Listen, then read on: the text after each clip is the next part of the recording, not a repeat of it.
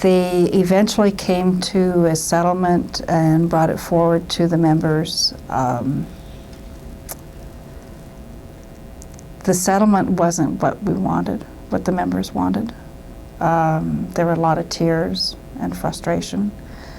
But I think everyone in the end realized that because we had reached the pinnacle and we were starting to see a downslope on support.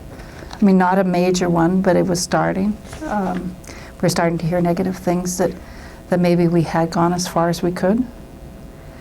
Our members did realize that they could stand up and walk back to work with dignity, that they did save their jobs for 2 years. They were able to now look at possible retraining, redeployment within the employer, or severance packages that hadn't been there before. So while they didn't get total assurances that there would be no contracting out, they did save their jobs for 2 years. So while they weren't happy about it, they did go back to work. The next morning, the morning that they did go back, we went in with them. Went in singing. The people went in with their heads held high, which was important. We're not sure, I mean, we weren't happy at the time with the settlement, but we're not sure in hindsight that things might have been worse if we had stayed. If the trend had stopped from growing and building to going downwards, we could have ended up with a lot of problems. So maybe the settlement was the best, but we were looking at it at that point as possibly building to a general strike, which could have changed the face of this province for a long time. Why do you think that didn't continue? Well, I think that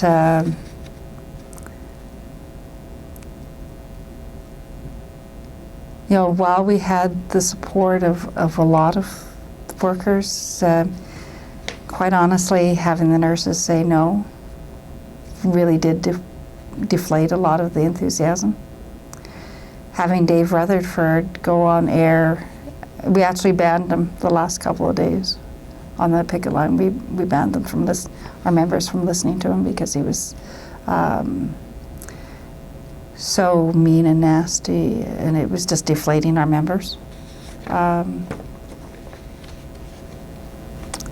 Did you think the leadership of CUPE nationally, provincially, and the leadership of AUPE wanted it to go further? Do you think that they had reached a point where they thought enough was enough? I think that the thought, well, and I can't say for sure, but I think there was thoughts that they had to get a settlement. And why? And I'm not sure to this day that if it had just been CUPE in that position, whether we would have been able to go further, or whether it was working with another union that I mean, we know that the AUP didn't come in there willingly. It was the members that forced them. But I don't know, I think back to those days and remember the frustration of us not getting what we felt was right. How did the members react? Oh. How did the members react when the settlement was brought to them? A lot of disbelief that we didn't get what we wanted. There were tears. I remember having to console several women there that we didn't get what they felt they deserved.